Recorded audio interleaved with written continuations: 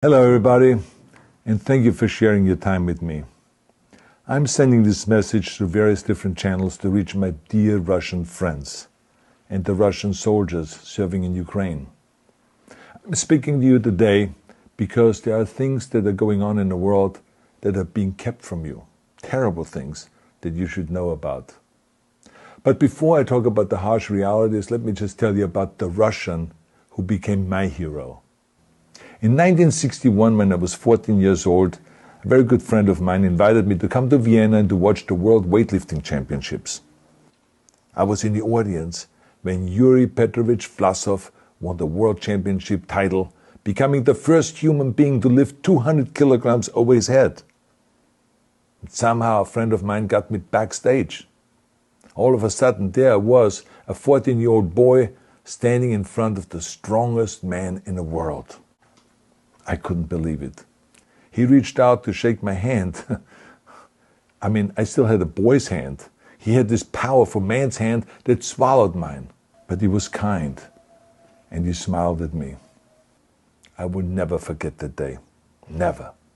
I went home and I put his photo above my bed to inspire me when I started lifting weights. My father told me to take down that picture and to find a German or an Austrian hero. He got really angry, and we argued back and forth. He didn't like Russians because of his experience in the Second World War. You see, he was injured at Leningrad, where the Nazi army that he was part of did vicious harm to the great city and to its brave people. But I did not take the photograph down, no, because it didn't matter to me what flag Yuri Vlasov carried. My connections to Russia didn't stop there, by the way. Oh, it actually deepened when I traveled there with bodybuilding and for my movies and met all my Russian fans. And on one of those trips, I remember, I met Yuri Vlasov once again. It was in Moscow during the filming of Red Heat, which was the first American movie allowed to film in Red Square. Now, he and I spent the whole day together. He was so thoughtful, so kind, and so smart, and, of course, very giving. He gave me this beautiful blue coffee cup. And ever since then, I've been drinking my coffee out of every morning. Now, the reason why I'm telling you all of those things is that ever since I was 14 years old, I've had nothing but affections and respect for the people of Russia. The strength and the heart of the Russian people have always inspired me. And that is why I hope that you will let me tell you the truth about the war in Ukraine and what is happening there. No one likes to hear something critical of the government, I understand that. But as a longtime friend of the Russian people, I hope that you will hear what I have to say. And may I remind you that I speak with the same heartfelt concern as I spoke to the American people when there was an attempted insurrection on January 6th last year, when a wild crowd was storming the US Capitol, trying to overthrow our government. You see, there are moments like this that are so wrong, and then we have to speak up. And it's exactly the same with your government. I know that your government has told you that this is a war to denazify Ukraine.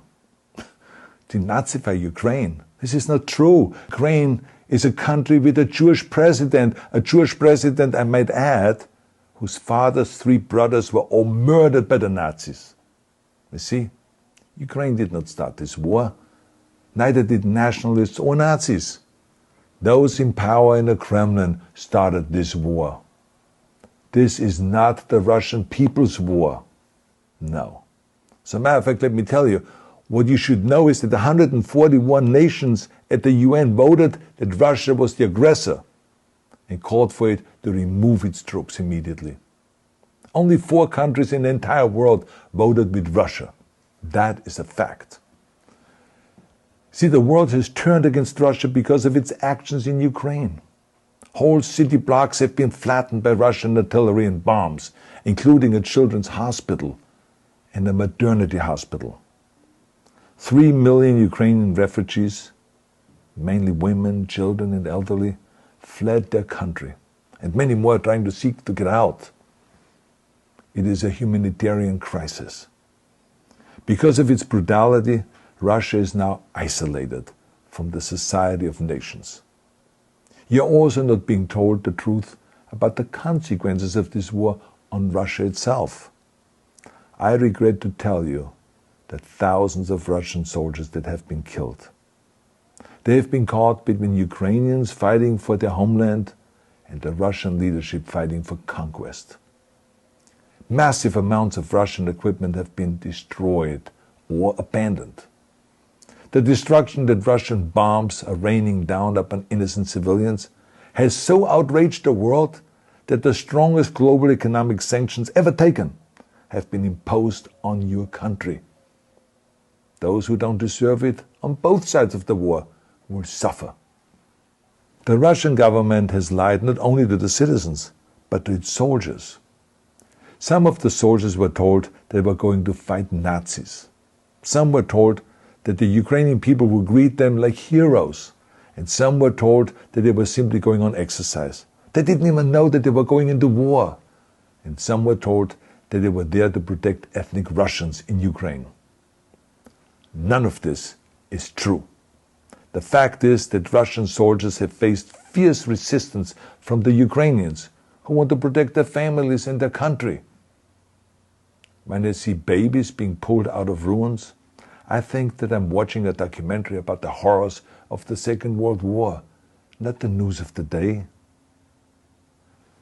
Now let me tell you, when my father arrived in Leningrad, he was all pumped up on the lies of his government. And when he left Leningrad, he was broken, physically and mentally. He lived the rest of his life in pain. Pain from a broken back, pain from the shrapnel that always reminded him of these terrible years, and pain from the guilt that he felt. To the Russian soldiers listening to this broadcast, you already know much of the truth that I've been speaking. You've seen it with your own eyes. I don't want you to be broken like my father.